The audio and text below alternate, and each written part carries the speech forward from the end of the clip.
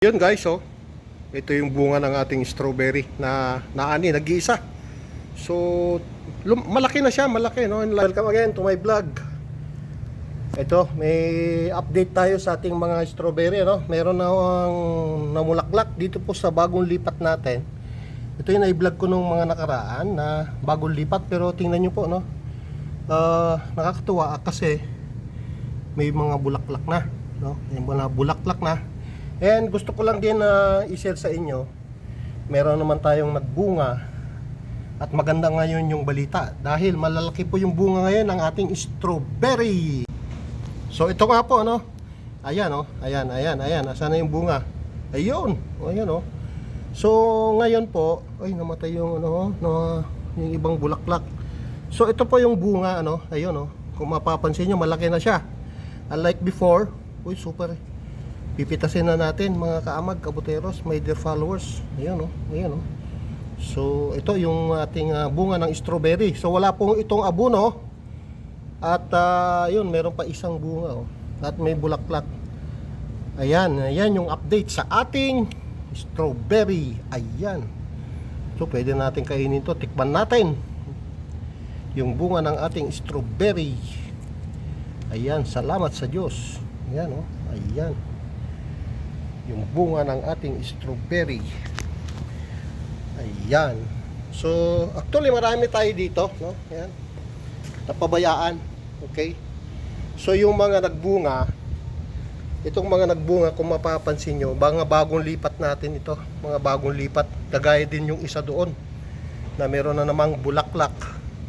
So nag-i-improve tayo, nag-i-improve na yung ating pag-aalaga ng strawberry. At nag-i-improve, no? Na-improve na natin yung protocol sa pag-aalaga ng or pagpapatubo ng strawberry. So kainin nga, subukan nga natin tong kainin. Ayan. Yun guys, oh. Ito yung bunga ng ating strawberry na naani, nag-iisa. So malaki na siya, malaki, no? And like before, yung mga patubo natin na mga naunang nagbunga, may liliit po, no? Maliit yung kanilang bunga. Ngayon, subukan natin kung matamis ba o maasim. Ayan, no? Okay. Hindi siya ganong matamis, hindi rin siya ganong maasim. So katamtaman lang po, no?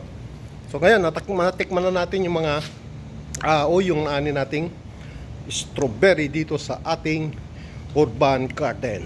Yun, no? At kahit pa paano, no? Red yung naani natin. Dito, wala pang mga bunga, no? Napabayaan. Ayan. So lahat ng mga maliliit yung taniman, hindi ho masyadong or hindi sila nagbunga. At meron pang white flies. Okay. So dahil nga red yung ating naani, okay. So aanihin nga natin itong ayun, yung binhi natin na bibinhin natin ulit na siling hindi baanghang. Ayan. So pwede na tong isa. Ayan. Okay, so marami pa ho tayo. So we have 3 pa, may 3 pa tayo. Meron pa tong 4, no? 4, saka pahinugin natin yung iba. Okay, ito yung update sa ating munting garden dito sa tuktok ng building. Salamat po sa panonood ng aking mga video. Ang sabi ni Kuya J, tanim lang ng tanim para may aabangang aanihin. Ito pala yung gawid, oh. May gawid.